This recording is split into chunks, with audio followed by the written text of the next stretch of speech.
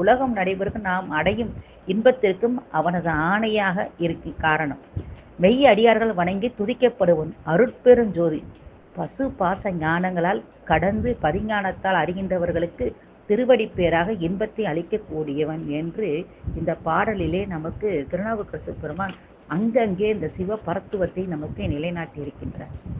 அப்படிப்பட்ட உலகுக்கு ஒருவனாய் நின்றாய் நீயே என்று சொல்லும்போது நம்முடைய திருநாவுக்கரசு பெருமான் மதுரையிலே சொக்கநாத பெருமானை பார்க்கும்போது அழகாக பாடுகின்றார். முளைத்தானே எல்லாருக்கும் முன்னே தோன்றின்றார். எல்லோருக்கும் என்ற சிறப்புடைய உயர்தினை குறித்தாலும் எல்லா பொருளுக்கும் என்று சொல்லப்படுகின்றது. எல்லா பொருள்களுக்கும் முன்னே தோன்றி முளைத்தல் என்பது அவன் தோற்றத்துக்கு எல்லாம் தானே நிமித்த காரணனாய் முதற்கண் என்ற தன்மையை சொல்றார்.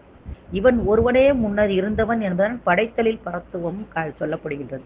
மூவாது யாவருக்கும் மூத்தான் தன்னை முடியாதே முதல் நடுவும் நடு முடிவு ஆனானை அப்படின்னு சொல்லும்போது மூத்தான் காலம் பற்றி தோன்றி வந்து முதுமை அடையும் பிற பொருள் போல அல்லாமல் இயல்பாகவே அவன் முன்னான். மூவாது முத்தான் என்பதால் இவன் ஒருவனே முதற்கண் இருந்தவன் சொல்றார். நம்ம திருப்பாதிரி புலியூர் தேவாரத்திலையும் சொல்வார். ஈன்றாலுமாய் எனக்கு எந்தையுமாய் உடன் தோன்றினராய் மூன்றாய் உலகம் படைத்து உகந்தான் அப்படின்னு காட்டுறார். அது வந்து வலம்புரம் திருத்தாண்டகத்திலையும் சொல்றாரு. மூவர் உருவாய முதல்வன் தன்னை அப்படின்னு காட்டுவார். இப்படி நமக்கு அவருடைய அப்பர் பெருமான் நிறைய இடங்கள்ல நமக்கு காட்டுகின்றார். அது மட்டும் அல்லாம நம்மளுடைய திரு அண்ட பகுதியில மாணிக்கவாசக பெருமான் சொல்ல சிவபெருமானே அயனாக இருந்து படைக்கின்றார். அது வேதியன் தொகையடு மாலவன் விகின் தோற்றம் சிறப்பும் ஈற்றோடு புணரிய மாப்பேறு ஊழியும் நீக்கமும் நிலையும் கொற்க பெயர்க்கும் குலகன் முழுவதும் படைப்போன் படைக்கும் பழையோன் அப்படின்னு படைப்போன் ஆகிய பிரம்மன் இருந்தாலும் அந்த பிரம்மனையும் படைக்கக்கூடிய பழையோன் நம்மளுடைய பெருமான் அப்படின்றத நமக்கு இங்கே காட்டுகின்றார். அது மட்டும் இல்லை, நம்முடைய சிவ தத்துவ விவேகத்துல பெருமானுடைய படைத்தலை ஒரு பாடல்ல அழகா சொல்றார். அயனை முன் படைத்திடும் ஒரு கற்பத்து அரியை முன் படைத்திடும் ஒரு கற்பத்து உயர் உருத்திரன் தனை முனம் படைப்பன் ஒரு கற்பம் மற்றொரு கற்பந்தனில் முயலும் மூவரை ஒருமுடன் படைப்பன் முற்பிறந்தவர் மற்றிருவரையும் செயலினால் படைக்கும் அருள்வுடிவன் சிவபிரான் எண்ணில் ஏற்றம் இங்கு எவனோ அப்படின்னு சிவ பரத்துவத்தை நமக்கு காட்டுகின்றார். இதையே நம்மளுடைய சிவஞான சுவாமிகள் அழகாக நமக்கு காட்டுகிறார். திரு கலசை 10 அந்தாதியில 36வது பாடல அழகா சொல்றார். ஒரு கற்பத்தினில் அரணை முன்படைத்தாய் ஒரு கற்பத்தினில் அரியை முன்படைப்பாய் ஒரு கற்பத்தினில் அயனை முன்படைப்பாய் மறு கற்பத்தில் மூவரை ஒருங்கே தருவை முற்பட பிறந்தவர் பிறரை தரவும் செய்குவை நின் திரு விளையாட்டு. இது அவனுடைய திரு விளையாட்டு அப்படின்றார். அருள் பழுத்த தென் கலசைவாள் முதலே யார் அறிந்து எடுத்து ஓத வல்லரே என்று நமக்கு காட்டுகின்றார். அப்ப முன்னோனாக இருக்கக்கூடியவன் பெருமான் அப்படின்றத நமக்கு சுந்தரமூர்த்தி தான் என்னை முன் படைத்தான். தான்னா இங்க இறைவன் அப்படின்னு நமக்கு சொல்லலாம். என்னை பிறப்பறுத்து என்வினை கட்டறுத்து ஏழுலகத்து என்னை கிடக்க ஒட்டான் சிவலோக திருத்திடுமே என்று அப்பர் சுவாமிகளும் நமக்கு காட்டுகின்றார். இப்படி நமக்கு கதிப்பவர் யாருமே கிடையாது. யாருன்னா பெருமான் தான். ஆரணமாகமகள் அருணினால் உருவு கொண்டு காரணன் அரண் ஆயில் கதிப்பவர் இல்லை என்று நமக்கு சிவஞான சித்தியார்ல நமக்கு சொல்லப்படுகின்றது. அப்ப எப்படிப்பட்டவன் பெருமான் அப்படின்னு ஒப்புடைய நல்லன் ஓர் ஊர நல்லன் ஒருவன் நல்லன் ஓமன் இல்லி தனக்கோமை இல்லாதான் தனின மிக கீழான உயிர்களுக்கு கதிதரல் வேண்டி எப்படி வர்றான் அப்படின்னா உருவும் அருவும் அருவுருவும் எல்லா அருபரத்தொருவன் தன்னைத்தானே அருள் திருமேனியால் படைத்து கொண்டு 6 உயிர்களையெல்லாம் ஈடேற்ற வருகின்றான் என்றால் அவனுடைய கருணை எப்படிப்பட்டது அப்படின்னா நம்மால் அளவிட்டு உரைக்க முடியுமா? அவன் அருளை பெறும் வகையில் அவன் வழி நின்று உய்தி பெறத்த காத்திலே நாம் செய்ய வல்லதாகும். அததான் பரத்துவம் போல அவன் பரங்கருணையும் எல்லையற்றதாக இருக்கின்றது என்று நமக்கு அழகாக நமக்கு இந்த சிவ பரத்துவத்திலே நிறைய நமக்கு சொல்லப்படுகின்றது. நிறைய திருமுறைகளிலே நமக்கு சொல்லப்படுகின்றது. அதைத்தான் இங்கே உலகுக்கு ஒருவனாய் நின்றாய் நீயே என்று நமக்கு திருநாவுக்கரசு பெருமான் அவருடைய சிவ பரத்துவத்தை நமக்கு நிலைநாட்டுகின்றார். வாச மலரெல்லாம் ஆனாய் நீயே என்று சொல்லுகின்றார். வாச மலர் அப்படின்னு சொல்லும்போது இருக்கின்ற பூக்கள் எல்லாத்திலையுமாக இருக்கக்கூடியவன் என்று சொல்லிட்டு ஒரு இந்த மலையான் மருகனாய் நின்றாய் நீயே அப்படின்றாரு. மலையான்னா மலையத்துவசனுக்கு அந்த மருமகனாக பெருமான் இருக்கின்றார் அப்படின்னு பேச பெரிதும் இனியாய் நேயன்றார். பேச பெரிதும் இனியாய்னா பெருமான் அடியவர்கள் அன்பு காரணமாக அழைக்கின்ற ஒரு சொல்லு இனியன் அப்படின்னு. எனக்கு இனியவன் தமர்க்கு இனியவன் அப்படின்னு நமக்கு சுந்தரமூர்த்தி சுவாமி காட்டுவார். அதே மாதிரி கபிலதேவ நாயனார் சிவபெருமான் அந்தாதியில சொல்ல வருவார், மனக்கு இனியவன் அப்படின்ற அதை காட்டுகின்றார். என்னை விட இனியவன் ஒருவன் உள்ளான், என்னுள்ளே உயிர் பாக புறம் போந்து புக்கு என்னுள்ளே இனியன் இன்னம்பர் இசனே அப்படின்னு திருநாவுக்கரசு பெருமானே பாடியிருக்கின்றார். இப்படி இனியனாக இருக்கக்கூடியவன் பேச பெரிதும் இனியாய், அவனை பற்றி பேசாதனாலும் பிறவா நாளேன்னு சொல்லுவாங்க. அப்போ அவனை பற்றி பேசும்போது நமக்கு என்னவாக இருக்கின்றது அப்படின்னா, உள்ளம் மட்டுமா நம்மளுடைய அறிவுமே இனிமையாக இருக்கின்றது அப்படிங்கிறத நமக்கு சொல்கிறார்.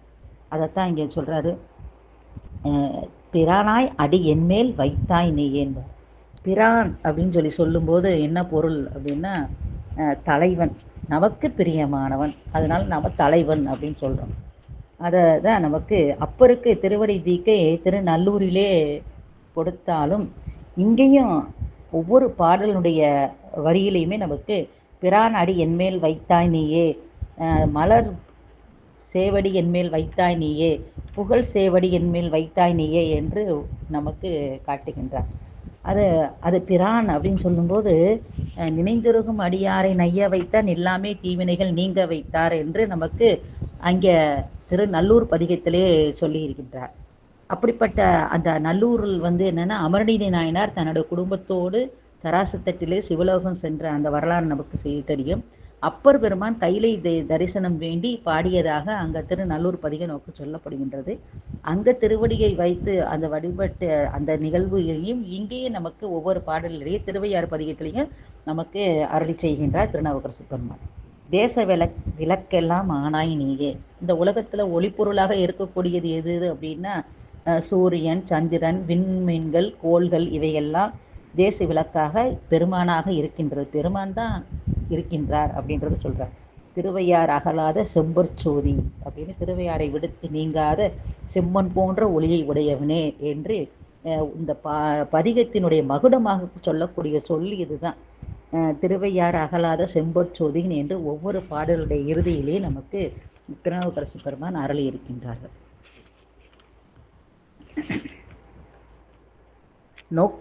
நோக்கரிய திருமேனி உடையாய் நீயே, நோவாமே நோக்கருள வல்லாய் நீயே, காப்பரிய ஐம்புலனும் காத்தாய் நீயே, காமனையும் கண்ணலாய் காய்ந்தாய் நீயே, ஆர்ப்பரிய மானாகம் மார்த்தாய் நீயே, அடியான் என்றடியன் மேல் வைத்தாய் நீயே, தீர்ப்பரிய வல்வினோய் தீர்ப்பாய் நீயே, திருவையார் அகலாத செம்பொற் சோதி. நோக்கரிய திருமேனி உடையாய் நீயே அப்படின்னா, நோக்குதற்கு அறிய அப்படின்னா, ஊனக்கண்ணால் காணுதல் இல்லாத திருமேனி யாரு அப்படின்னா பெருமான் தான். அதை நமக்கு இங்கே சொல்றாரு. ஊனக்கண்ணால் காணுதல் இல்லாத திருமேனி, அது மட்டுமல்ல, வடிவம் மட்டுமல்லாமல் இயல்பையும் நமக்கு சொல்லுகின்றார். இதை நம்மளுடைய தாயுமான சுவாமிகள் தன்னுடைய பைங்கிலி கண்ணில அழகாக சொல்வார். கண்டதனை கண்டு கலக்கம் தவிரெனவே வெண்ட பெரும் வானையும் நான் மேவுவனோ பைங்கிலியேன்னு கேட்பார். ஊனக்கண் கொண்டு பார்ப்பது உடலெடுத்திருக்கும் ஜீவர்கள் அனைவருக்கும் பொதுவானது தான்.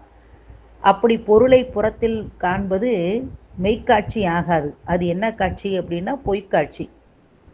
அந்த எந்த பரம்பொருளையும் ஆத்ம சாதகன் ஒருவன் புறத்திலே கோயிலில் அமைந்துள்ள மூர்த்தியின் எடுத்தும் ஏனைய வடிவங்களும் காண முயன்று வருகின்றன. அவ்விடத்தை அகக்கண் கொண்டு உள்ளத்தின் உள்ளேயே அந்த காட்சியானது நிலை பெற்று இருக்கணும்.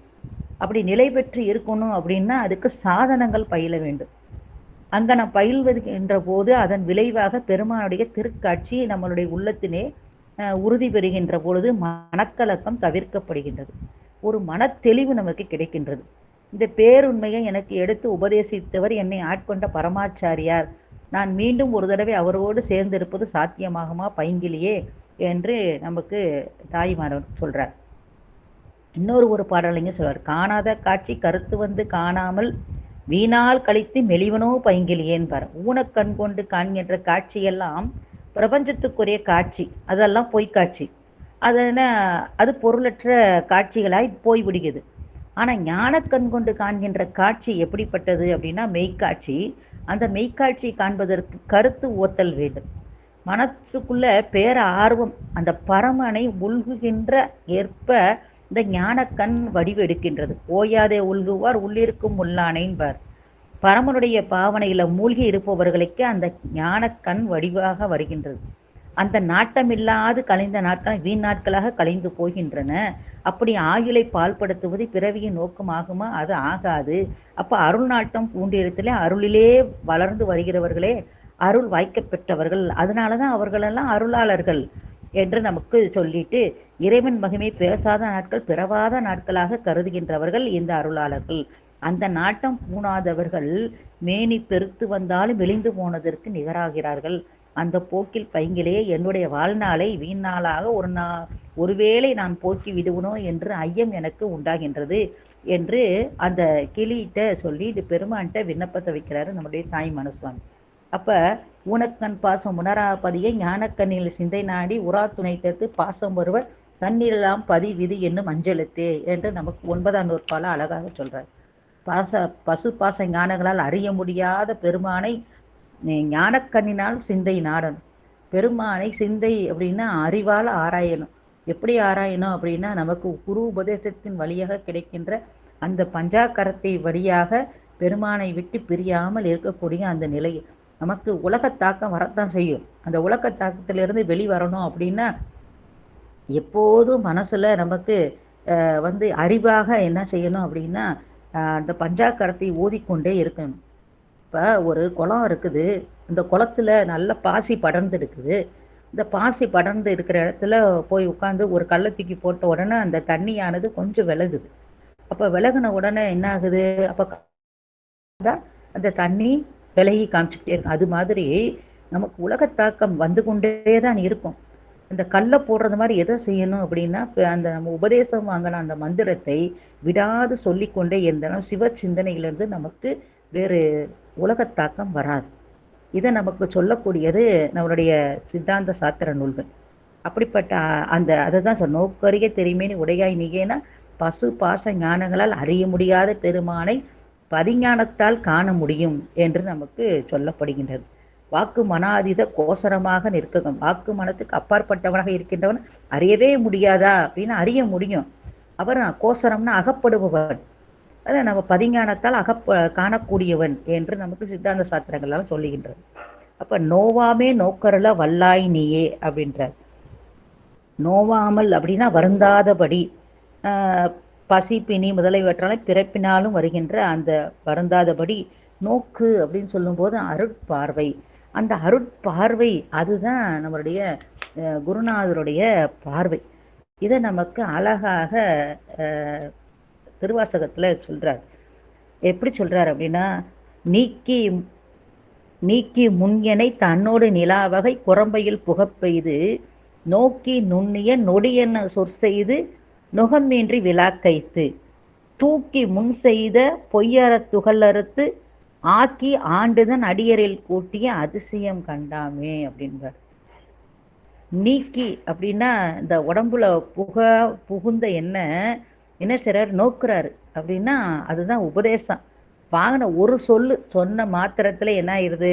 நம்மள்கிட்ட இருக்கிற அந்த நீக்கி அப்படின்னா நம்மள்கிட்ட இருக்கிற அந்த ஆடவ அந்த தன்மையெல்லாம் வெளிவடைந்து என்ன செய்யறாரு அப்படின்னா அடியார் கூட்டத்தோட கொண்டே நம்மளை வச்சுக்கிறாரு அப்படின்னு நமக்கு பாடல்ல நமக்கு அழகாக நமக்கு மாணிக்க வாசக பெருமான் காட்டுறாரு. இப்போ நோவாமே நோக்கரல வல்லாய் நீயே அப்படின்னா வருந்தாதபடி அருட்பார்வை செய்யக்கூடியவன் இறைவன் ஒருவனே அப்படின்னு அவனுக்குத்தான் அந்த வல்லமை இருக்குது அப்படிங்கிறத காட்டுறார். காப்பறிய ஐம்புலனும் காத்தாய் நீயே அப்படிங்கிறார். அடுத்தது ஐம்புல வேடனை அயர்ந்தனை வளர்ந்தன தம்முதல் குருவுமாய் தவத்தினை உணர்த்த விட்டு அந்நிய மின்மியின் அரண்கலல் செலுமே. இந்த அந்த ஐம்புல வேடர் இந்த கூட்டத்திலிருந்து என்னை காப்பாற்றியவர் அப்படின்னு சொல்றாரு. காப்பாற்றி அடக்குதற்கு அறிய அடக்கினாய். அதான் காப்பரிய ஐம்புலனும் காத்தாய் நீயேங்கிறார். அடக்குதற்கு அரியதாக இருக்கக்கூடிய அந்த ஐம்புலனையும் அடக்கி காட்டியவன் பெருமானே அப்படின்றத நமக்கு இங்கே சொல்றாரு. அடுத்து காமனையும் கண்ணலார் கண் அலலார் காய்ந்தாய் நீயே. நெற்றிக் கண்ணால் அந்த காமனை எரித்தது, அது அவருடைய சிறை விழித்து எரித்தது அப்படின்னு நாம் சொல்லலாம்.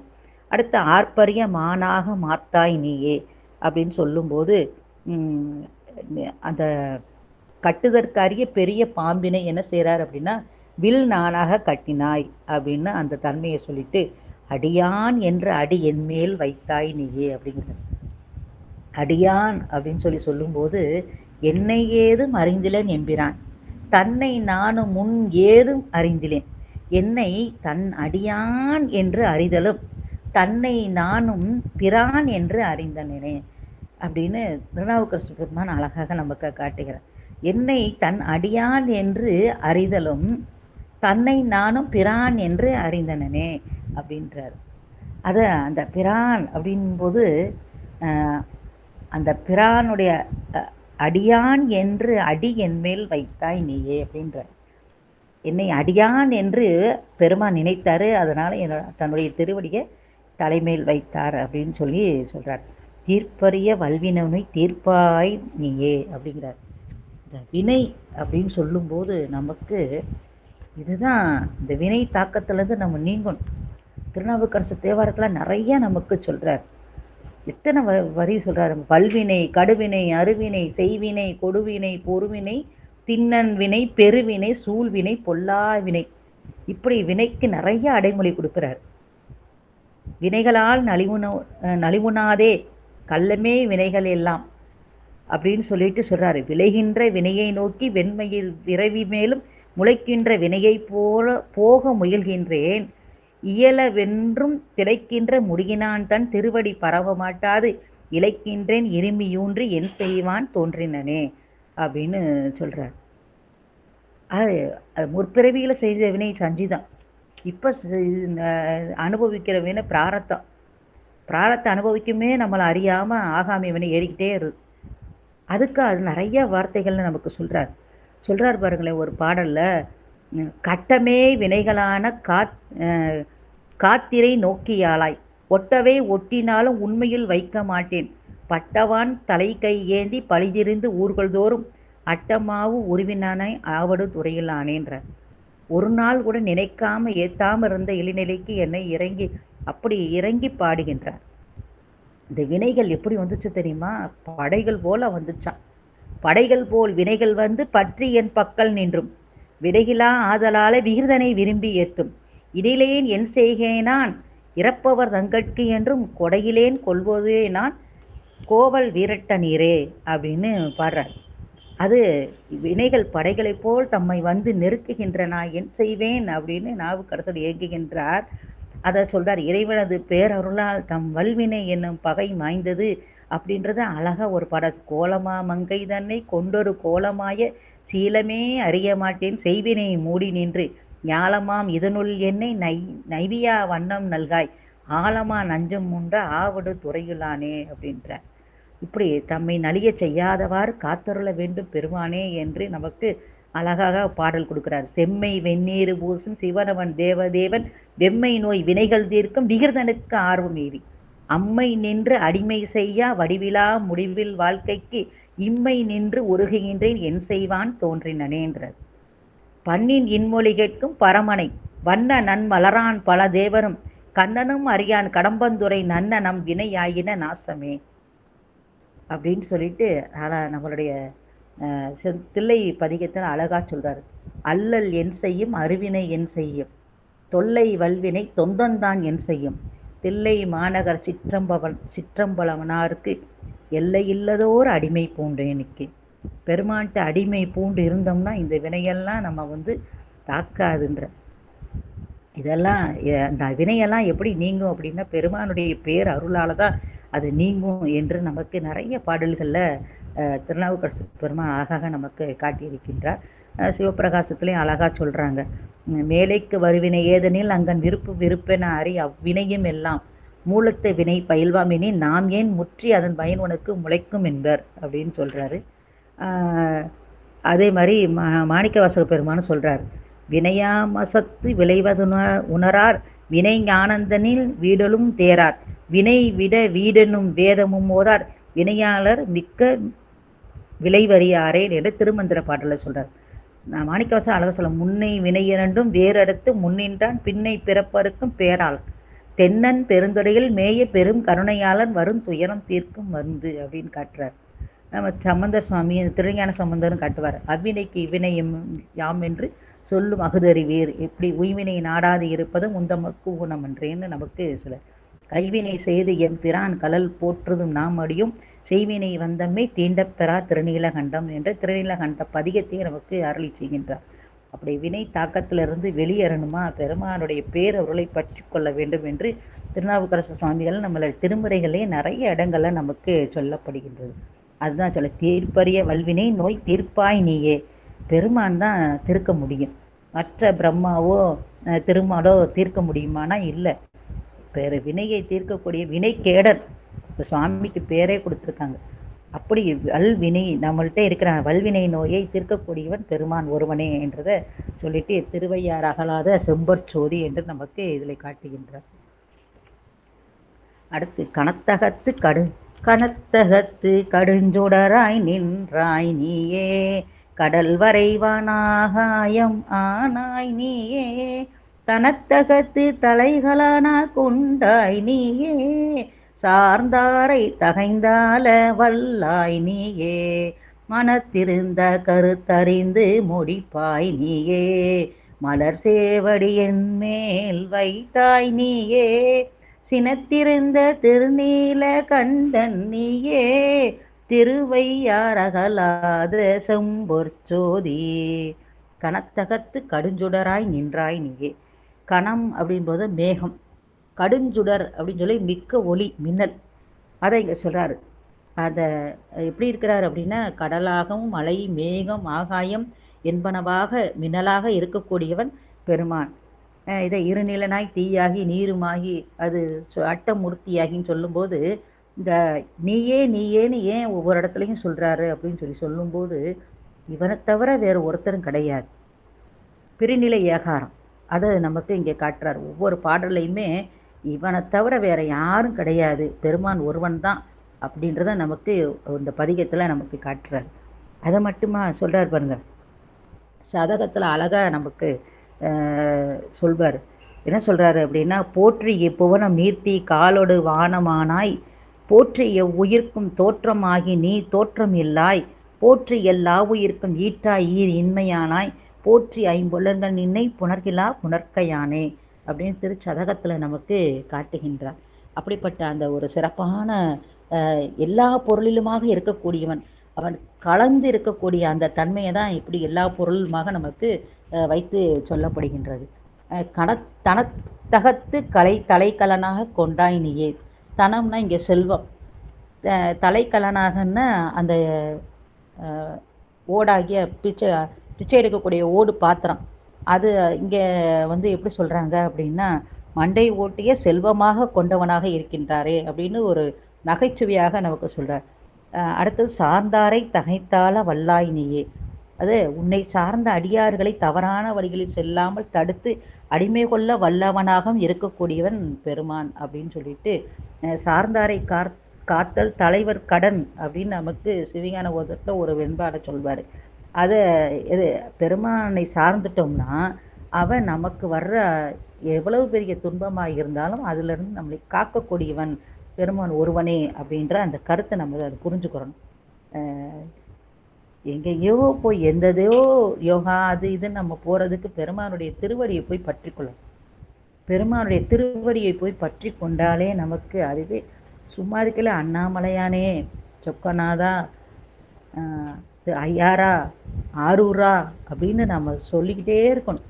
அப்படி சொல்ல சொல்ல நமக்கு பெருமான் அவனை நம்மளை சார்ந்தவனாக இருக்கின்றானேன்னு நினச்சி நமக்கு வர்ற அந்த துன்பத்தை எல்லாம் நீக்கக்கூடியவன். அதான் சிவ சிந்தனைகளே நம்ம இருந்துக்கிட்டே இருக்கணும். அதுக்கு உதாரணம் நம்மளுடைய அப்பர் அருள்நெறி மன்றம் தினமும் ஒரு பதிகத்தை சிந்திக்க வைத்து எத்தனை ஆன்மாக்கள் ஓய்வடை செய்கின்றார்கள். இதெல்லாம் பெரும் பேறு. இந்த ஆன்மா இதுக்காகத்தான் பெருமான் இந்த பிறப்பை கொடுத்துருக்கிறாரு அப்படின்னு நம்ம சிந்திக்க வைக்க அளவுக்கு இந்த மன்றம் நமக்கு அருமையாக ஒவ்வொரு பதிகத்தையும் சிந்திக்க வைக்கின்றது. இப்போ நாங்கள் இந்த பதிகத்தை சொல்லணும் அப்படின்னு சொன்னால் ஒரு வாரம் இந்த பதிகத்தோட முழு சிந்தனைகளை இருந்து தான் இங்கே சொல்ல முடியும். அப்போ இந்த சிந்தனையை வைக்கிறதுக்கு அந்த துணையாக இருந்தது எது அப்படின்னா அம்மையாருடைய அந்த வார்த்தை, இந்த பதிகத்தை நீங்கள் சிந்திக்கணும் அப்படின்னு சொல்லி பெருமான் அவர்கள் வழியாக நம்மளை சிந்திக்க வைத்து இதை எத்தனை பேர்கள் கேட்டு இவ்வளவு கருத்துக்கள் இருக்கின்றதா அப்படின்னு நம்மெல்லாம் உணர்றோம் பார்த்தீங்களா. இதுதான் அந்த சார்ந்தாரை காத்தல் பெருமானுடைய கடமை. அதுதான் நமக்கு சொல்ல முடியுது. அடுத்து சொல்லி மனத்திருந்த கருத்தறிந்து முடிப்பாய் நீயே. நமக்கு மதுரை ஆலவாய் பதிகத்தில் அழகா நமக்கு அப்பர் சுவாமிகள் காட்டுறாரு. என்ன காட்டுறாரு அப்படின்னா அழகா சொல்றாரு. முளை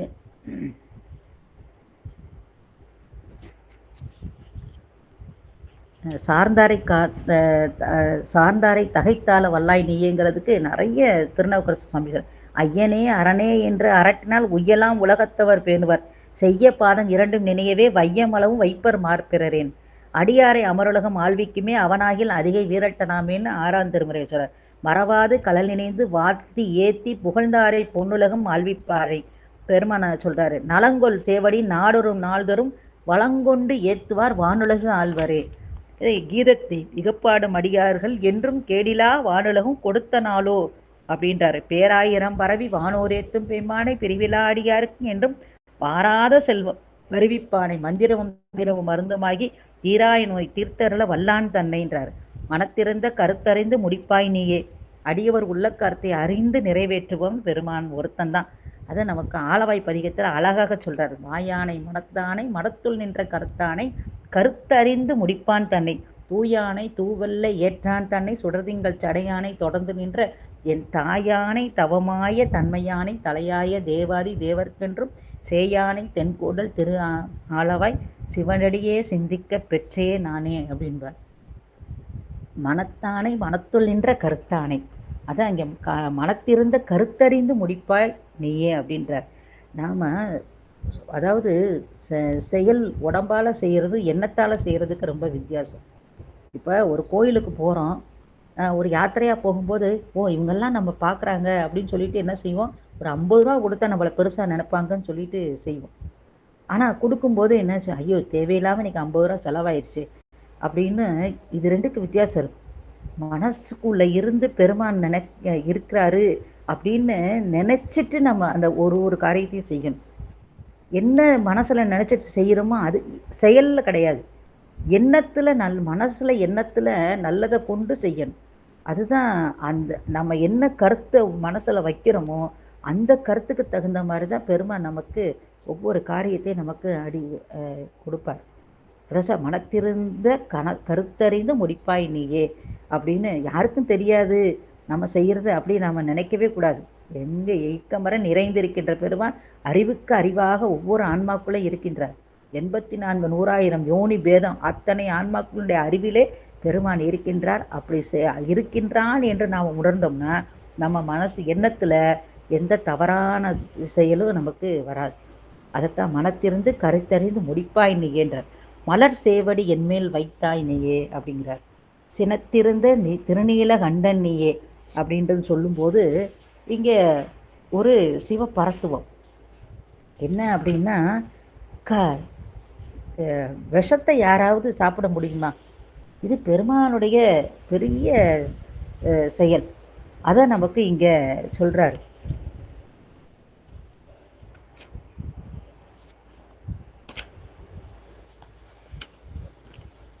நஞ்சை உண்டான் அப்படின்னு தான் சொல்கிறோம். இது செயற்கரிய செயல். அவனுக்கு உள்ளேயும் உலகங்கள்லாம் இருக்கின்றன, அவையெல்லாம் அழியக்கூடாதுல்ல. அதுக்காக என்ன செஞ்சான் அப்படின்னா கழுத்திலே கண்டத்தில் வச்சுக்கிட்டானாம். இதை நமக்கு திருவள்ளுவர் அழகா சொல்றாரு. பெயக்கண்டு நஞ்சுண்ட மைவர் நயத்தக்க நாகரிகம் வேண்டுபவர் அப்படின்னு காட்டுறாரு. எப்படிப்பட்ட ஒரு சிறப்பு பாருங்க. இது சொல்றாரு. நம்மளுடைய எல்லா சங்க நூல்களுமே நமக்கு சொல்லுகின்றது. நஞ்சு உண்ணல் அப்படின்னு கரைமிடற்ற அணியலும் அணிந்தன்று அப்படின்னு நமக்கு புறநானூறுல கடவுள் வாழ்த்துல பெருமான நஞ்சுண்ட வரலாற்றை காட்டுகின்றார். நீலமணி மிடற்று ஒருவன் கரைமிடற்று அண்ணல் என்ற சங்கப்பாடல்கள் இந்த அடையாளத்தை காட்டுகின்றன. முந்தை இருந்து நட்டோர் கொடுப்பின் நஞ்சம் முன்பர் நனி நாகரிகர் என்று நற்றினை காட்டுகின்றது. விண்ணோர் அமுதுண்டு சாவ ஒருவரும் உண்ணாத நஞ்சுண்டு இருந்தருள் செய்குவாய் என்று சமண காப்பியமான சிலப்பதிகாரம் நமக்கு காட்டுகின்றது. இந்த நஞ்சுண்ட செய்தியை பற்றி திருமூலர் அழகா காட்டுறாரு. அதோமுக தரிசனம் அந்த பகுதியில நமக்கு சொல்றது. கண்டம் கருத்தும் நஞ்சு உண்டதும் இந்த செயல்களுடைய உண்மை பொருள் என்ன அப்படின்னா, நஞ்சு சாப்பிட்டாரு, நஞ்சு உண்டார் நம்ம சொல்றோம். அதுக்கு என்ன பொருள் அப்படின்றத இது இப்ப அழகா அண்டமோடு எண்டிசை தாங்கும் அதோமுகம் கண்டம் கருத்தறிவாரில்லை உண்டது நஞ்சென்று உரைப்பர் உணர்விலோர் வெண்டலை மாலை விரிசடையோருக்கேன்றார். அதோமுகம் அப்படின்னு சொல்லும்போது அது கீழ் நோக்கி நிற்பது. நில உலகில் இருக்க இறைவன் அதோமுகத்தின் மூலமாக நமக்கு அருள் புரிகின்றான். நாமெல்லாம் சகல நிலை இருக்கக்கூடியவர்கள். அந்த சகல நிலையில் உள்ளவர்களுக்கு ஆணவம் எப்படி இருக்கு அப்படின்னா ரொம்ப வன்மையாக இருக்குது, ரொம்ப பெருசா இருக்கு. ஆதலினா அதனை நீக்குவது அவனுடைய அருள். அதற்கு அடையாளமாகத்தான் இந்த இருள் அப்படிங்கிறது தான் இந்த கரை. இந்த கரையை நீக்குவது அது அவனுடைய அருள். அதை பெருமான் அவனது கண்டத்தில் இருக்கின்றது அப்படின்றது சொல்லுது. இது பெருமானுக்கு 5 முகங்கள் உள்ளன என்பதோடு 6வது முகமான அதோமுகமும் அவனுக்கு உள்ளது. ஆனால் அது நமக்கு தெரியுமானா தெரியாது. இல உலகத்தார் வழிபாட்டில் அது தோன்றாது நின்று அருள் புரியும் என்று நாம உணர வேண்டும். கண்டம் கர்த்தது என்பது உயிர்களுடைய ஆணவ இருளாகிய கரையை நீக்கிய அந்த குறிப்பு அப்படின்னு நமக்கு இந்த அதோமுக தரிசனத்தை திருமூல நாயனார் நமக்கு அழகா காட்டின்றிருக்கார். அது சினந்திருந்த திருநீலகண்டன் அப்படின்றாரு. சினந்திருந்த அப்படின்னா இந்த இடத்துல என்ன கருத்து அப்படின்னா,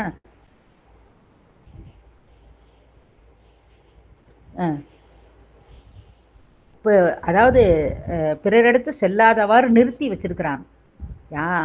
அந்த கருத்தை இங்கே அந்த வார்த்தையை சொல்லி திருவையார் அகலாத செம்பற்சோதி என்று நமக்கு காட்டுகின்றார்.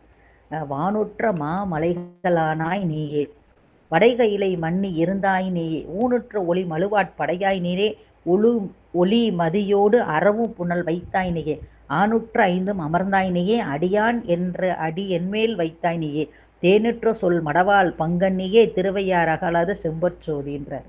வானுற்ற மலைகள் ஆனாய் நீயே அத திருவையாறு அந்த விட்டு அகலாக இருக்கிற செம்பற்சோதியாகிய நீ வானலாவிய மலைகளில் வடக்குள்ள கைலை மலையில் உறைந்து அதே மண்ணி நிற்கின்றாய் அப்படின்றது சொல்றாரு.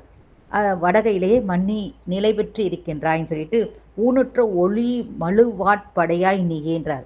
புலால் மனம் கமல் ஒளி வீசும் மழுப்படையை உடையவனாக இருக்கின்றாய் அப்படின்னு சொல்லிட்டு அந்த சடையில எதெல்லாம் வச்சிருக்கிறாரு அப்படின்னா பிறை பாம்பு கங்கை இவற்றையெல்லாம் வைத்திருக்கக்கூடியவன்.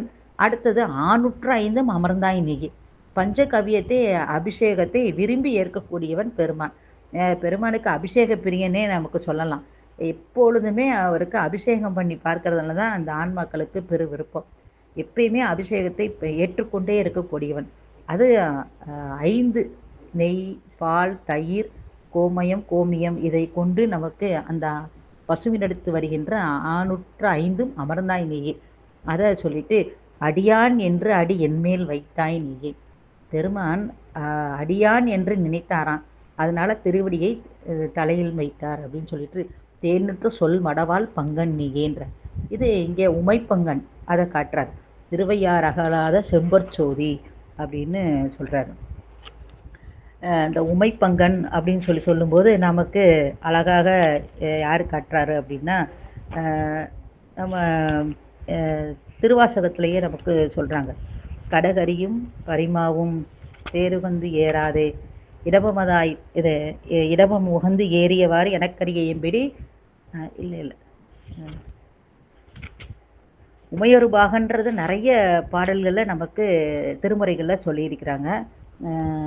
அது இங்கே நமக்கு காட்டுறாரு. தேனுற்ற சொல் மடவாள் பங்கன்னியே திருவையார் அகலாத செம்பற்சோலி அப்படின்னு சொல்லி காட்டுறாரு. தேன் போன்ற சொற்களை உடைய பார்வதி உமைப்பாகனாக இருக்கக்கூடியவன் பெருமான் அப்படின்றத இங்கிட்டு காட்டிட்டு அடுத்த 5வது பொன்னொன்று பிறப்பிலியாய் நின்றாய் நீயே, பெரியார்கட்கெல்லாம் பெரியாய் நீயே, உண்ணா வரும் நஞ்சம் உண்டாய் நீயே, ஊழி முதல்வனாய் நீயே நின்றாய் நீயே, கண்ணா உலகெல்லாம் காத்தாய் நீயே, கலர் சேவடி என்மேல் வைத்தாய் நீயே, தின்னார் மழுவாட்படையாய் நீயே, திருவையார் அகலாத செம்பொற்சோதின்றார். அதாவது அதுக்கும் நமக்கு சொல்றாரு, பெண்ணமரும் சடைமுடியார் பேரொன்று இல்லார், பிறப்பிலார் இறப்பிலார் பிணி ஒன்று இல்லார் என்று திருநாவுக்கரசு பெருமானே 6ஆம் திருமுறையில் 10வது பதிகத்தில் காட்டுறார். இறப்போடு பிறப்பிலானை அப்படின்பார். ஆதியும் அந்தமும் இல்லா அது அருப்பெருஞ்சோதியாக இருக்கக்கூடியவன் பெருமான் அப்படின்றத இந்த இடத்துல நமக்கு சொல்லிட்டு சொல்றார். நீ பெண்ணும் ஆணும் ஆகிய பிறப்புகளை இல்லாதவன், தாயுமிலி தந்தையிலி தான் தனியன் ஆணையடின்னு நமக்கு திருவாசகம் சொல்றார். அப்படி இருக்கக்கூடியவனாக இருக்கிறேன். பெரியவர்களுக்கெல்லாம் பெரியாய்னா ஞானிகளுக்கெல்லாம் ஞானியாக பெரிய அவர்களுக்கெல்லாம் பெரியவனாக இருக்கக்கூடியவன். இது இயற்கை உணவும் சுதந்திர உணர்வும் உடைமையை நமக்கு காட்டுகின்றது. உண்ணா ஒரு நஞ்சம் உண்டாய், அந்த நஞ்சுண்ட கண்டன் அந்த அப்படி இருக்கக்கூடியவன் நீயேன்னு சொல்லிட்டு, ஊழி முதல்வனாய் நின்றாய் நீயே அப்படின்னு ஊழி முதல்வனாய் நின்ற ஒருவனை ஏழை பங்காளனை பாடுதுங்கான் அம்மானை நமக்கு மாணிக்க வாசகர் சொல்லார். காலம் கடந்து இருக்கக்கூடியவன், எத்தனை ஊழி வந்தாலும் அவன்தான் தலைவன். அதுக்கு அதுதான் சொல்ல, ஊழிக்கெல்லாம் தலைவனாய் பற்றுக்கோடாய் இருந்து இந்த உலகங்களை எல்லாம் காத்தவனாய் இருக்கின்ற கூடியவன். கண்ணா உலகெல்லாம் காத்தாய் நீ, கலர் சேவடியின் மேல் வைத்தாய் நீ. கலல் அப்படின்னு சொல்லும்போது அது வீரக்கலல், வினைவென்று பிறப்பு அறுக்க உதவுவது இந்த கலல். அதை பாச நீக்கம் செய்வது, அதை இங்கே நமக்கு காட்டுகின்றார். தின்னார் மழுவாட்படையாய் நீயே அப்படின்னு சொல்லும்போது வலிவை மாய்ந்த மழுவாட்படையை உடையவன். அந்த மழு எதை காட்டுதுன்னா பாச நீக்கம் செய்யக்கூடியது அப்படின்ற அந்த கருத்தை நமக்கு இங்கே காட்டுகின்றார். உற்றிருந்த உணர்வெல்லாம் ஆனாய் நீயே, உற்றிருந்த உணர்வெல்லாம் ஆனாய் நீயே, உற்றவர்கோர் சுற்றமாய் நின்றாய் நீயே, கற்றிருந்த கலைஞானம் ஆனாய் நீயே, கற்றவர்கோர் கற்பகமாய் நின்றாய் நீயே, பெற்றிருந்த தாயவளின் நல்லாய் நீயே, பிரானடி என்மேல் வைத்தாய் நீயே, செற்றிருந்த திருநீல கண்டன் நீயே, திருவையார் அகலாத செம்பொற்சோதி.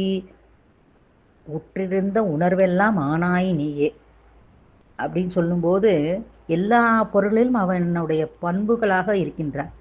என்ன அப்படின்னா, நீரில் குளிர்ச்சி, தீயில் வெம்மை, அப்படி நம்ம சொல்கிறோம்ல, அதுதான் வானாகி மண்ணாகி வழியாகி ஒளியாகி ஊனாகி உயிராகி உண்மையுமாய் இன்மையுமாய் அப்படின்னு அந்த எல்லா பொருள்களிலும் பாரிடை ஐந்தாய் பறந்தாய் போற்றி, நீரிடை நான்காய் நிகழ்ந்தாய் போற்றின்னு சொல்கிறது மாதிரி எல்லா பொருளிலும் எல்லா பொருளும் இருக்குது. அந்த பொருளோட தன்மையாக பெருமான் இருக்கின்றான். அப்படி அவன் கலந்து இருக்கவில்லை என்றால் அந்த பொருளுக்கு அந்த தன்மை கிடையாது. அதை தான் இங்கே நமக்கு சொல்கிறார். உற்றிருந்த பொருள்களை உணர்ந்துள்ள உணர்வெல்லாம் ஆக இருக்கக்கூடியவன் பெருமான் தான். நீரில் குளிர்ச்சி அப்படின்றது, குளிர்ச்சிங்கிறது எப்படி வரும் அப்படின்னா, பெருமான் அதில் கலந்திருக்கிறது அந்த நீரினுடைய குளிர்ச்சி அது நமக்கு தெரிகின்றது. அதைத்தான் நமக்கு இங்கே சொல்கிறார். உற்றவர்கோர் சுற்றமாய் நின்றாய் நீயே.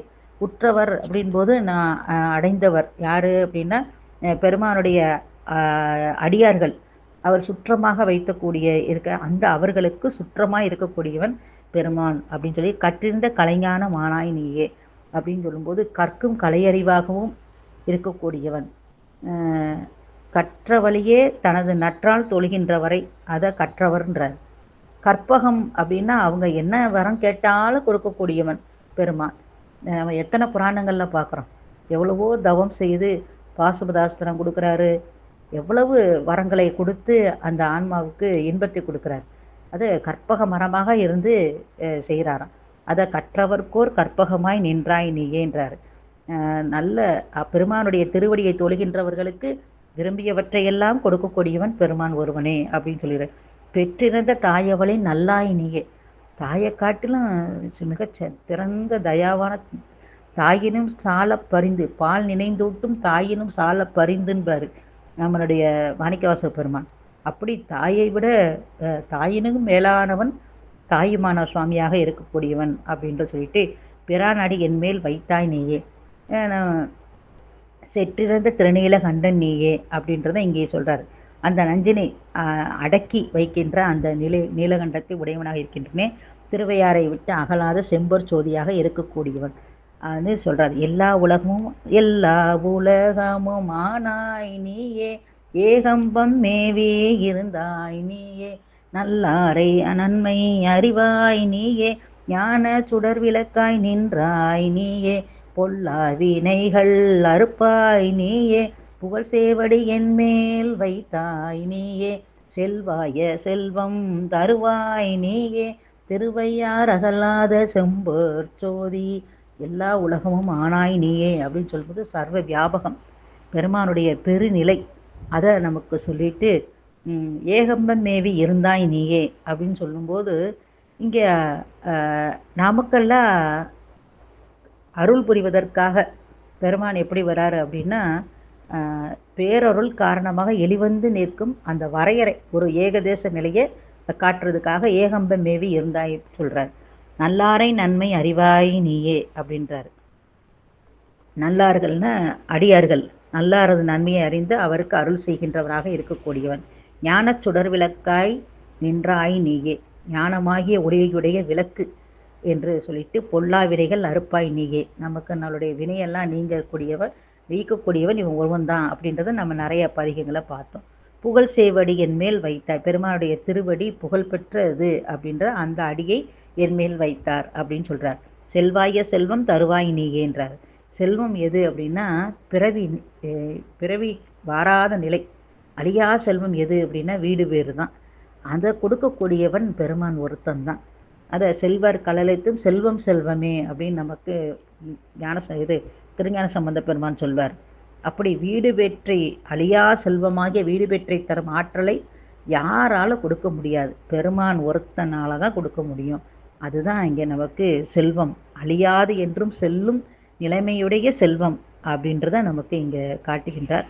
திருவையார் அகலாத செம்பற்சோதியாக இருக்கக்கூடிய வந்துட்டு ஆவினில் ஐந்தும் அமர்ந்தாய் நீயே, அளவில் பெருமை உடையாய் நீயே, பூவினில் நாற்றமாய் நின்றாய் நீயே, போர்க்கோலம் கொண்டு எயில் எய்தாய் நீயே, நாவில் நடுவுரையாய் நின்றாய் நீயே, நன்னி அடி என் மேல் வைத்தாய் நீயே, தேவர் அறியாத தேவன் நீயே, திருவையார் அகலாத செம்பற்சோதி. ஆவினில் ஐந்தும் அமர்ந்தாய் நீயே, அந்த அதாவது மானிட பிறவிதான வகுத்தது மனம் வாக்கு காயம் ஆனிடத்து ஆடும் அன்பரு அரண்மனைக்காக அன்றோ. அது எதுக்காக நம்ம பிறவி எடுத்தோம் அப்படின்னா பெருமானுக்கு அபிடேகம் பண்ணி வழிபாடு செய்வதற்காக தான் இந்த மானுட பிறவி கொடுத்ததுன்னு நமக்கு சித்தியாரர் சொல்றார். அளவில் பெருமை உடையாய் நீயே அப்படின்னா பெருமைக்கும் நுண்மைக்கும் பேரருக்கும் பேற்றின் பெருமைக்கு ஒப்பின்மையான். அவனை எந்த வரையறைகளையும் நம்ம சொல்ல முடியாது, அவனுடைய பெருமையும் சொல்ல முடியாது, அவனுடைய நுண்மையும் சொல்ல முடியாது, பேர் அருட்டையும் சொல்ல முடியாது, பேற்றின் திறத்துக்குன்னு நம்ம சொல்ல முடியாது. பெருமை உடையவனாக இருக்கக்கூடியவன். பூவினில் நாற்றமாய் நின்றாய் நீயேன்றார். வாச மலரெல்லாம் ஆனாய் நீயேன்னு சொல்வார். இங்கே பூவினில் நாற்றமாய் நின்றாய் நீயே அப்படின்னா அந்த பூவினுடைய தன்மை எது அப்படின்னா மனம் கொடுக்கக்கூடியது, அதில் இருக்கிறா பெருமாள். தாய்மான சுவாமிகள் சொல்கிறார், பூஜைக்காக பூ பறிக்க போகிறேன், கைகளும் பூ மாதிரி இருக்குது, அந்த பூக்கள் எல்லாம் என்னை பார்த்து அந்த பூவுக்குள்ளே நீ இருக்கிறா, உன்னைய போய் என்னை பறித்து எப்படி வழிபாடு பண்ணுவேன் அப்படின்னு சொல்லி சொல்வார். அது மாதிரி இங்கே பூவினில் நாற்றமாய் நின்றாய் நீயேன்றார். போர்க்கோலம் கொண்டு எய்தாய் நீயேன்றார். இது என்னது அப்படின்னா அந்த போர்க்கோலம் கொண்டு தான் மும்மதில்கள் அழிக்கிறதுக்கு அந்த போர்க்கோலம் கொண்டவன் எய்தாய் நீயேன்றதை காட்டுறார். அடுத்து நாவில் நடுவுரையாய் என்ற அது நீதி நடுவு நிலையான சொல். நீ பெருமான் எப்படிப்பட்டவன் அப்படின்னா நீதி வடிவானவன் அப்படின்றது நமக்கு நிறைய திரைமுறைகளில் நமக்கு சொல்லப்படுகின்றது. அதை இங்கே சொல்றார்.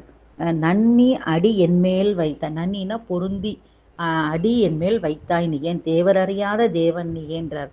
இது நமக்கு மாணிக்கவாசகர் அழகா சொல்வார். தேவகோ அறியாத தேவதேவன் செலும்பொலிகள் பயந்து காத்து அழிக்கும் மற்றை மூவர் கோனாய் நின்ற முதல்வன் மூர்த்தி மூதாதை மாதாளும் பாகத்து எந்தைன்னு திருச்சதகத்தில் அழகா நம்ம காட்டுவார். அப்படி தேவர் அறியாத தேவனாக வானநாடரும் அரியோனானதி அப்படின்னு சொல்வார். அது மாதிரி இங்கே தேவர் அறியாத தேவன் நீ ஏன் என்று நமக்கு காட்டுகிறார். திருவையார் அகலாத செம்பற்சோதின்னு சொல்லிட்டு அடுத்த 9வது பதிகத்தில் எண்டிசைக்கும் ஒன் சுடராய் நின்றாய் நீயே, ஏகம்பம் மேய இறைவன் நீயே, வண்டிசைக்கும் நறுங்கொன்றை தாராய் நீயே, வாரா உலகருள வல்லாய் நீயே, தொண்டிசைத்து உன் அடிபரவ நின்றாய் நீயே, தூ மலர் சேவடி என்மேல் வைத்தாய் நீயே, தின் சிலைக்கோர் சரங்கூட்ட வல்லாய் நீயே, திருவையார் அகலாத செம்பற்சோதி அப்படின்னு நமக்கு காட்டுகின்றார். என் திசைக்கும் 8 திசைக்கும் உள்ள ஒளி வீசும் சுடர் ஆக இருக்கக்கூடியவன். ஏகம்பம் மேயன அந்த ஏகம்பம் மேவிய இறைவன் நீ. வண்டிசைக்கும் நறுங்கொன்றை, இது பெருமான் அணியக்கூடிய மாலை, தார்ன மாலை. என்ன மாலை அப்படின்னா அவரை கொன்றைப்பூ அணிந்திருக்கின்ற அந்த சிவபரத்துவத்தை நமக்கு சொல்றாரு. வாரா உலக அருள வல்லாய் நீயே அப்படின்பாரு. இந்த கொன்றை அப்படின்னு சொல்லும்போது இது இறைவனுக்கு இறந்ததாக கூறப்படுவது. இது கன்னியாகவும் தாராகவும் நமக்கு சொல்லப்படுகின்றது. இதனுடைய இதழ் பார்த்திங்கன்னா 5 இதழ். அது எதை காட்டுது அப்படின்னா ஓங்கார வடிவத்தை நமக்கு காட்டுகின்றது. இது பெருமானுக்குரிய அடையாள பூவாக நமக்கு அந்த நறுங்கொன்றைய சொல்லப்படுகிறது. வாரா உலக அருள வல்லாய் நீயேன்ற சென்றால் மீண்டும் வருதல் இல்லாத அந்த வீடு பெற்றை கொடுக்கக்கூடியவன் பெருமான் சொல்லிட்டு, தொண்டிசைத்து உன் அடி பரவ நின்றாய் நீயே. அடியார்கள் உன் திருத்தொண்டில் ஈடுபட்டு உன் திருவடிகளை முன்னின்று துதிக்குமாறு இருக்கான திருநாவுக்கரசு பெருமானே உளவார படையாளி தானே. அவர் செய்யாத தொண்டா அந்த தொண்டுக்கு பெருமான் எப்படி இறங்கி வந்து சொல்றாரு. அதைத்தான் இங்க நமக்கு சொல்றார். தூ மலர் சேவடி என்மேல் வைத்தாய், தின் சிலைக்கு ஒரு சரங்கூட்ட வல்லாய் நீயே, திருவையார் அகலாத செம்பொற்சொதி. அதை திண்ணிய மலையாகிய வில்லுக்கு ஏற்ற அம்பினை, இது வீரச் செயல். அதை பெரிய வீரச் செயல்னு சொல்லலாம்.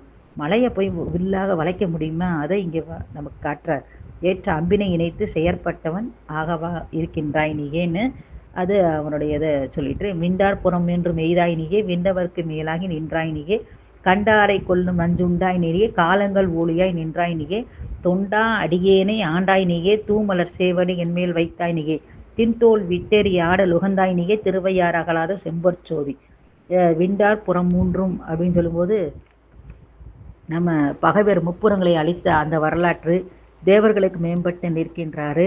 பார்த்தவர்களே உயிரை போக்கும் கூடிய விஷத்தை அந்த விடத்தை உண்டது. பல ஒளிக்காலாக நிலை பெற்றிருக்கக்கூடியவன் பெருமான் ஒருவன் தான் சொல்லிட்டு, அடியேனை தொண்டாக அடிமை கொண்டாய். நாமெல்லாம் உயிர்களெல்லாம் அவனுக்கு அடிமை. அதை நாம் உணரணும். அடிமை அடிமை அடிமைன்னு உணர்ந்தால் தான் நாம் அவருடைய தொண்டனாக ஆக முடியும். அதை சொல்லிட்டு, தூமலர் சேவடி என்மேல் வைத்தாய், திண்ணிய தோள்களை வீசி தீயில் பெருமானுக்கு கூத்தாடுது அப்படின்னா நெருப்பில் கூத்தாடுறது அது அவனுடைய பெரிய செயல். அது திறமை உடையாய் நீயே என்று நமக்கு இங்கே காட்டுகின்றார். அடுத்து, ஆறும் மறியாய் இடத்தாய் நீயே, அகாயன் தேருற வல்லாய் நீயே, பேரும் பெரிய இலங்கை வேந்தன் பெரிய முடிவ திருத்தாய் நீயே, ஊனும் புறமூன்று மட்டாய் நீயே, ஒன்தாமரையானும் மாலும் கூடி தேரும் அடி என்மேல் வைத்தாய் நீயே, திருவையார் அகலாது செம்பற்சோதி.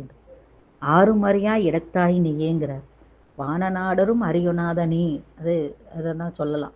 இப்படி யாருமே அறிய முடியாத, ஒருவரும் அறிய முடியாத உயர்நிலையில் இருக்கக்கூடியவன் பெருமான் ஒருவன் தான் சொல்லிட்டு, ஆகாயத்தில் தேரை செலுத்த முடியுமா அப்படின்னா அதையும் வானத்திலே தேரை செலுத்த வல்லமை உடையவனாக இருக்கக்கூடியவன் சொல்லிட்டு, பேரும் பெரிய இலங்கை வேந்தன் யாருன்னா ராவனுடைய அந்த 10 தலைகளையும் என்ன செய்கிறாரு அப்படின்னா தன்னுடைய திருவடியா கால் விரல் நுதியால் அழுத்திய அந்த வரலாற்றை நமக்கு காட்டுகின்றார். ஊரும் புறமூன்றும் அட்டாய் நீயே அப்படிங்கிறார்.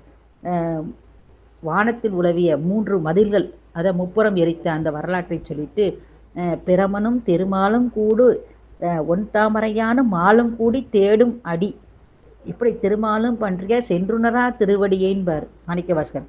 பிரமன் அரி என்று இருவரும் தம் பேதமையால் பரமம் யாம் பரமம், இப்படி அவங்களே காண முடியாத அந்த திருவடியை என்மேல் வைத்தாய் நீ என்றார். அப்படி காண முடியாத அந்த திருவடியை வைத்த பெருமானேட்டு திருவையாறு விட்டு அகலாத செம்பொற்சோதியாக இருக்கக்கூடியவன் அப்படின்றத நமக்கு இங்கே சொல்றாரு.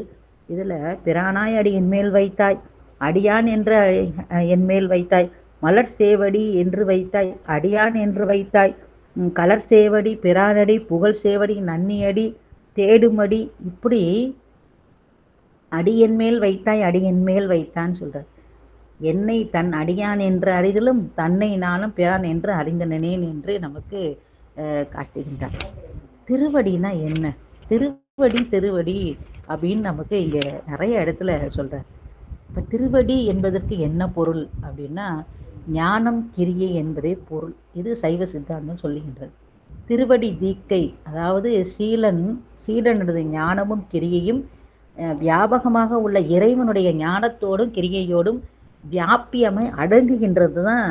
அதை குறிப்பு தான் இங்கே திருவடி அப்படி. திருவடி திருத்தாண்டகம்னே நமக்கு கொடுத்துருக்கிறார். நல்லூருத்துன்னு திருவடி என் தலைமையில் வைத்தார்னு பாடுகின்றார்.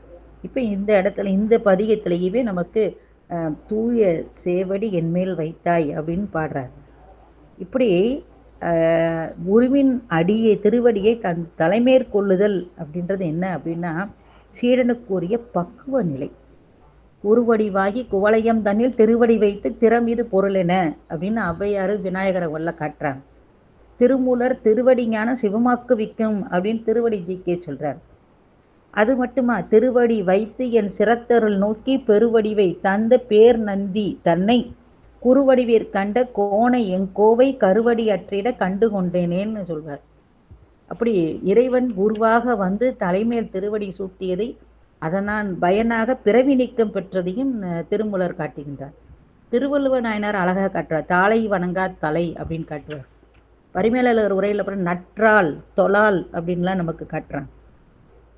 இப்போ திருவடி என்ற சொல்லாட்சி உருவத்திருமேனியில் உட்பொருளையே நமக்கு காட்டினாலும் இந்த திருவடி என்பது வீடு பெற்றாக கூறி சைவ சித்தாந்த சாத்திரங்களால் நமக்கு கூறுகின்றன.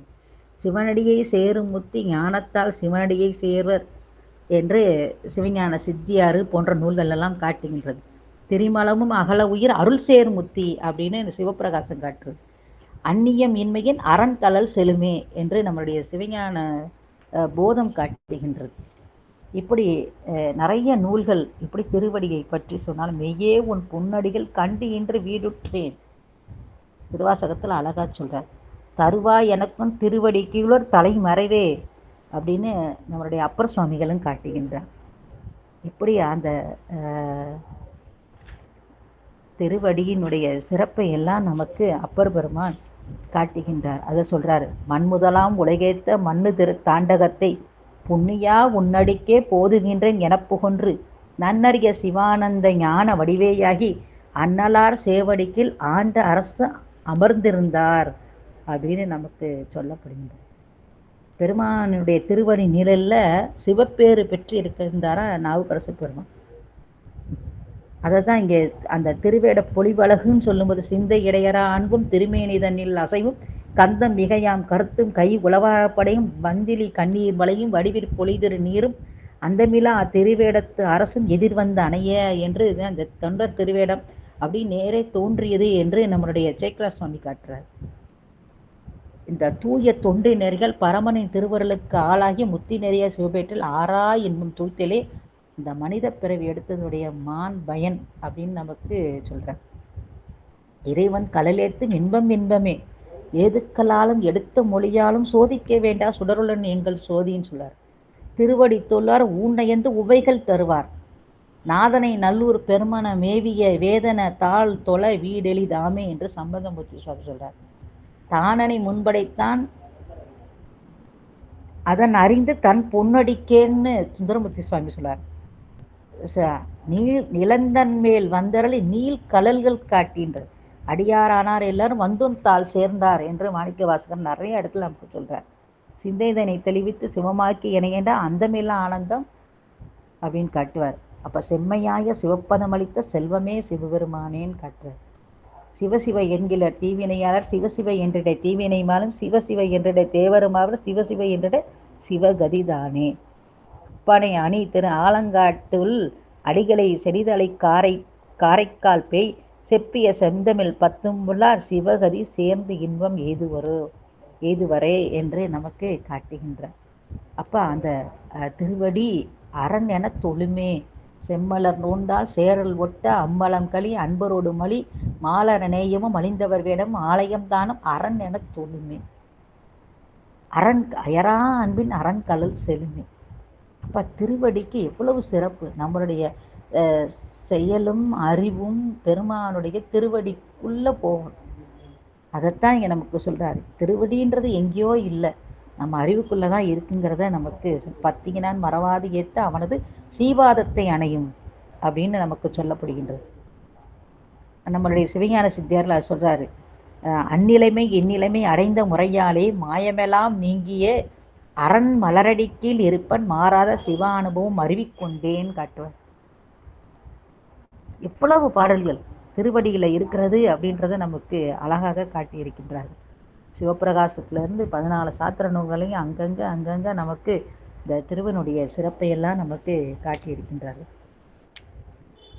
அதுதான் இங்கே நமக்கு நல்லூர் பதிகத்தில் அழகாக திருவடி தீக்கை பெற்ற அந்த ஞான நிலையில இருந்துட்டு நமக்கு நல்லூர் பதிகத்தில் அழகா சொல்வார். இனமலர்கள் போதவிழ்ந்து மதுவாய்ப்பில்கி நடந்தனைய திருவடியின் தலைமையில் வைத்தார். நன்னலத்த திருவடியின் தலைமையில் வைத்தார். நாடேறு திருவடியின் தலைமையில் வைத்தார். நல்லார் அருள் திருவடியின் தலைமையில் வைத்தார். நன்னறிய திருவடியின் தலைமையில் வைத்தார். நாறு மலர் திருவடி என் தலைமையில் வைத்தார். நலங்கிலரும் திருவடி என் தலைமையில் வைத்தார்.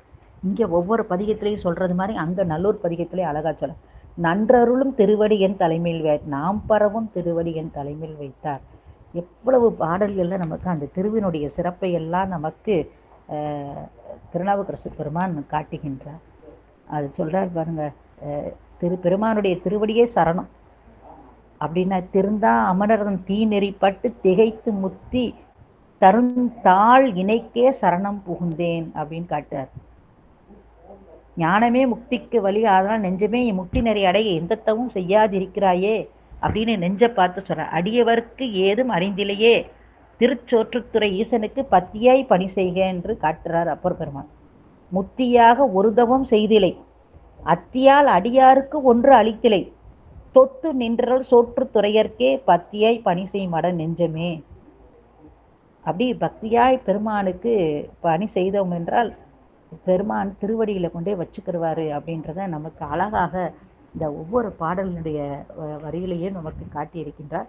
அது மட்டுமல்லாம உலகுக்கு ஒருவனாய் நின்றாய் என்று சொல்லும்போது, அந்த நீயே நீயே என்று சொல்லும்போது அந்த ஏகார பெருநிலை, பிறரல்லர் நீ ஒருவனே எல்லாமாய் இருக்கின்றாய் என்று நமக்கு அப்பர் சுவாமிகள் காட்டுகின்றார். இந்த பதிகத்துல அனைத்துமே என்னது அப்படின்னா பெருமானுடைய அந்த சிறப்புகள், அவருடைய அந்த அருட்செயல், அருட்குணம் இதெல்லாம் நமக்கு வகுத்தெடுத்து பல தொடர் கோவையாக நமக்கு முன்னிலை வகையால விதந்து அருளி செய்கின்ற பதிகம் இந்த திருவையாற்று பதிகம் என்று சொல்லி இதுவரை பொறுமையாக கேட்ட அடியார் அனைவருக்கும் அடியோருடைய அன்பான வணக்கத்தை தெரிவித்து கொண்டு அந்த அறம் வளர்த்த நாயகி அம்மை உடனாய ஐயாரப்பர் திருவடியை போற்றி வணங்கி கொண்டு, திருநாவுக்கரசு பெருமானுடைய திருவடிகளையும் போற்றி வணங்கி கொண்டு, அடியார் மக்களையும் அடியமையும் போற்றி வணங்கி கொண்டு அடியனுடைய உரையை நிறைவு செய்கின்றேன். சிவாய நம. திருச்சிற்றம்பலம்.